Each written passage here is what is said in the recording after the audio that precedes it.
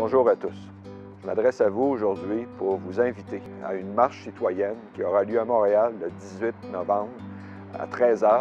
Départ au Parc La Fontaine, rendez-vous à la place des festivals, une marche citoyenne en faveur de notre agriculture.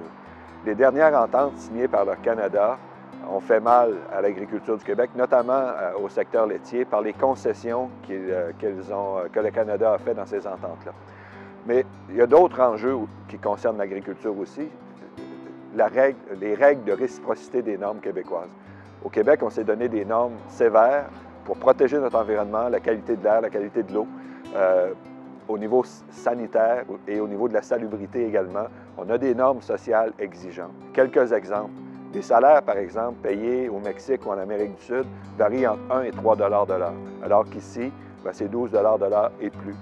Les règles sanitaires, on a des règles ici exigeantes. Les fromages qu'on importera de l'Europe ne respectent pas les règles sanitaires qu'on exige aux fromagers du Québec. Au niveau des viandes, dans certains pays, on permet l'usage d'antibiotiques interdits chez nous. Ces viandes-là sont quand même importées sur nos marchés. Au niveau des fruits et légumes, on va bannir certains pesticides ici. On va continuer d'importer des fruits et légumes traités avec ces pesticides-là quand même sur nos marchés, sans que nos consommateurs le sachent. Cette situation-là doit être corrigée. Les agriculteurs du Québec subissent de plus en plus de pression, à la fois pour nourrir leur population à des prix compétitifs et tout en devant compétitionner ces produits importés-là. Ça met à mal aussi notre capacité à exporter. Les exigences qu'on applique ici augmentent nos coûts de production. C'est correct, on doit le faire, mais le soutien à l'agriculture doit être conséquent.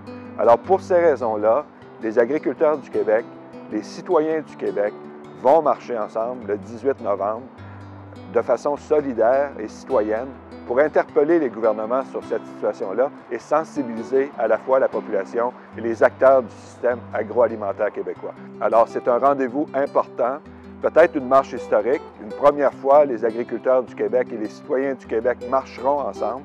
On appelle les familles à être présentes parce que ce qu'on fait là, c'est pour les générations futures. Alors, soyons solidaires, soyons ensemble pour une marche en faveur de notre agriculture et de notre alimentation.